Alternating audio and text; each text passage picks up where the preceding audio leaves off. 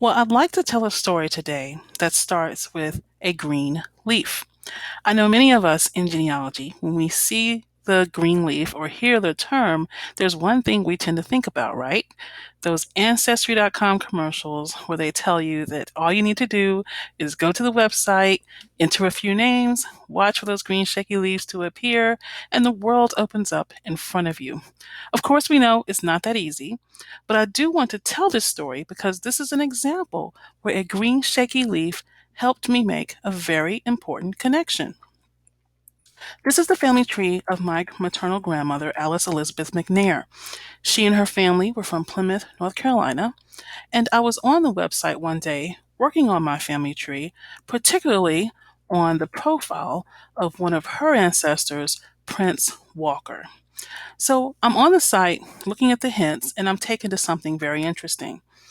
I'm taken to the tree for another ancestry member who has my Prince Walker in their tree. And I'm looking at the details and I see, okay, the approximate birth date is correct. The death information is correct. In fact, this person has copied over an obituary that I posted after finding it in a historical newspaper talking about Prince Walker's death in 1899. The sources all look correct, the family structure looks correct, and I'm getting very excited because apparently this person is my cousin. They are connected to me. So there was only one difference, however, and that difference was that in this person's tree, there was another son for Prince Walker that I did not have in any of my documentation. This son's name was also Prince Walker, John Prince Walker. So I'm left wondering, who is John Prince Walker?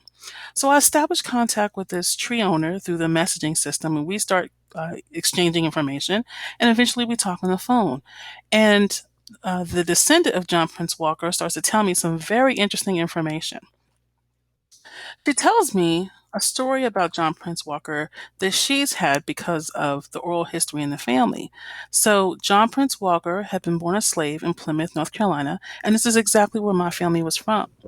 His father, my Prince Walker, was the black overseer of the plantation next to which John was sold. And of course, it was rare to have a black person as an overseer during slavery and before emancipation.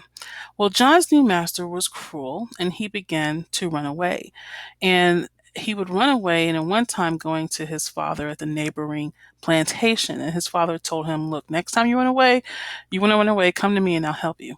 So at about the age 15, John Prince Walker successfully ran away from Plymouth, North Carolina with the help of his father. And he ran away more than 600 miles all the way up to Rhode Island. So I'm hearing this information and it's amazing to me because this is literally documentation and details about a runaway slave in my family. The descendant tells me more about John Prince Walker. He marries in 1893 to a woman 15 years his junior. Her name is Eliza Carter. He was 39 and she was about 24. In 1906, their son Elfrith is born.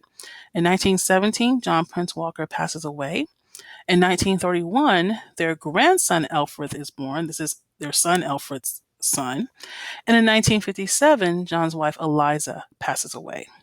So I'm talking to the descendant and I'm asking her, okay, this is great information. It's impactful information, but how do you know that your John Prince Walker is part of my Prince Walker's family? And so she tells me that, well, she began her quest with information that had been passed down through the family, particularly the story of John Prince Walker that had been documented by his grandson, Elfrith, who wrote it all up in 1996 based on the stories that had been told to him many, many times by his grandmother, Eliza, who had been John's wife. And remember, because Eliza was so much younger, he knew Eliza. He was in his 20s when she passed away. So, as the descendant that I was talking to and had the conversation exchanges with was researching the family, there was another piece about John Prince Walker's life that she knew. She knew that he'd been in the military. He was in the United States Colored Troops and had been a Buffalo Soldier. So she was researching his military records.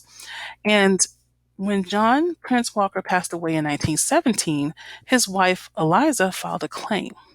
Well, because of the age difference, the government investigated because they wanted to make sure that he'd not been married before and that he didn't have another wife that was eligible to his claim.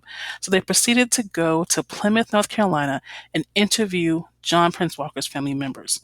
And it was in his pension files that she found testimony and deposition from John Prince Walker's siblings. So one of the depositions was from Anthony Walker, who was my second great grandfather, telling the story of John Prince Walker, his brother, how he'd gone up north, he married this lady, Eliza, he'd not been married before, and that was the true case as he knew it. And there was also a deposition by another sibling of John Prince Walker's, his sister Lovey, who I knew to be the sister of my Anthony Walker.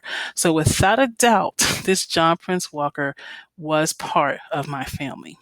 So not only was I just taken away by this, I'm also taken away because here I am able to read testimony from my own second great grandfather that had been recorded almost 100 years ago. I am just amazed that I have this now part of my family documentation. So I don't know why John Prince Walker settled in Rhode Island or settled in Providence. I wonder if it perhaps gave him some semblance of home or some reminders of home because he did have a brother named Providence. That was the name of another one of Prince Walker's sons, Providence Walker.